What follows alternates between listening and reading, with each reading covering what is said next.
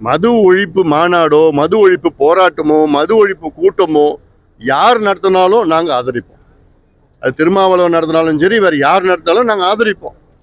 ஏன்னா இது எங்களுடைய கட்சியினுடைய மைய கொள்கை. அது டோட்டல் ப்ராஹிபிஷன் எங்களுடைய பாலிசி, இம்பார்ட்டன்ட் பாலிசி அது.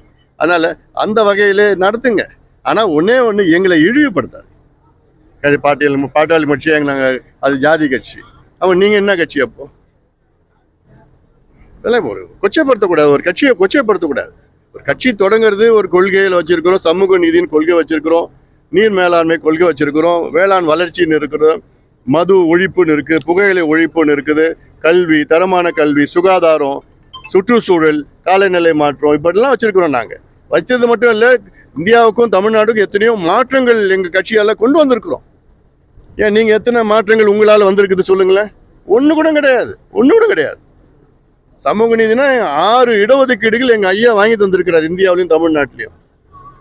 கட்சி இந்த அப்படிப்பட்ட கட்சியை போய் கொச்சப்படுத்திக்கிட்டு எப்போ பார்த்தாலும் கொச்சப்படுத்திக்கிட்டுலாம் அதை தப்பை நிறுத்திக்க வேணும். திருமாவளவனுக்கு ஒரு அன்பான வேண்டுகோள், நிறுத்துங்க, தயவுசெய்து நிறுத்துங்க, தேவையில்லை.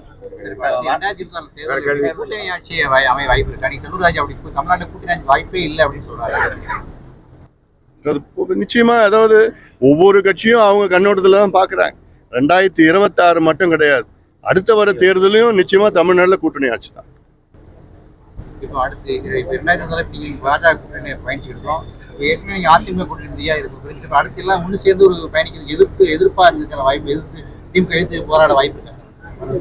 பார்க்கலாம், அரசியல்ல என்னென்ன வரும், மாற்றங்கள் வரும்னு யாரும் எதிர்பார்க்க முடியாது. நாங்க எங்களுடைய வேலையை செஞ்சுட்டு இருக்கிறோம். மக்கள் பிரச்சனையை மக்கள் முன்னாடி வச்சுக்கிட்டு அரசாங்கத்துக்கு அழுத்தம் கொடுத்து தான் இருக்கிறோம். அந்த கலாச்சாரம் அது ரொம்ப மோசமா போயிட்டு இருக்குது. அதுல இது ஏதோ ஒரு முதல் சம்பவம் கிடையாது, பல முதல் 2வது 3வது சம்பவமா இருக்கு. அதெல்லாம் தப்பு, தவிர்க்கணும். ஆசிரியர்கள் நல்ல வகையிலே மாணவர்களுக்கு நல்ல பழக்க வழக்கங்களை சொல்லிக் கொடுக்கணும். அதாவது நீதி போதனை வகுப்புன்னு இருக்கு, மாரல் சயின்ஸ், அது மாதிரிலாம் இருக்கு, இப்போ இல்லை. அதெல்லாம் கற்றுக் கொடுக்கணும். நல்ல பழக்கங்களை, ஒழுக்கமான பழக்கங்களை கற்றுக் கொடுக்கணும். அதெல்லாம் பண்ணணும். அதில் அப்படி கலாச்சாரம் ஏதாவது வந்துன்னா கடுமையாக நடவடிக்கை எடுக்கணும். அவங்க பிள்ளைங்க மேலே மட்டும் இல்லை, அவங்க பெற்றோர்கள் மீது நடக்கணும். அப்போதான் கொஞ்சம் ஏதோ கொஞ்சம் கட்டுப்பாடு வரும், ஒரு பயம் வரும். அதில் 2026 மீண்டும் திமுக ஆட்சி அமையதுக்கு வாய்ப்பு இருக்கா? இப்படி தட்டுப்பட்டு திடீர்னு ஒரு கேள்வி கேட்டீங்கன்னா நிச்சயமா கிடையாது. அது மக்கள் ஏதாவது இன்னைக்கு மக்கள் எதிர்ப்பு, மிகப்பெரிய எதிர்ப்பு இருக்கு திமுக மீது. எதுவும் செய்யலை, ஏதோ சும்மா விளம்பரம் பண்ணிட்டு இருக்காங்க.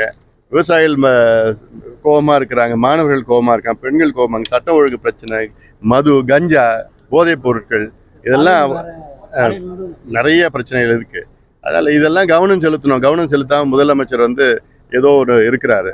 அதனால அது அவசியமான இதெல்லாம் கவனம் செலுத்தி தமிழ்நாட்டு மக்களை மீட்டெடுக்கணும்.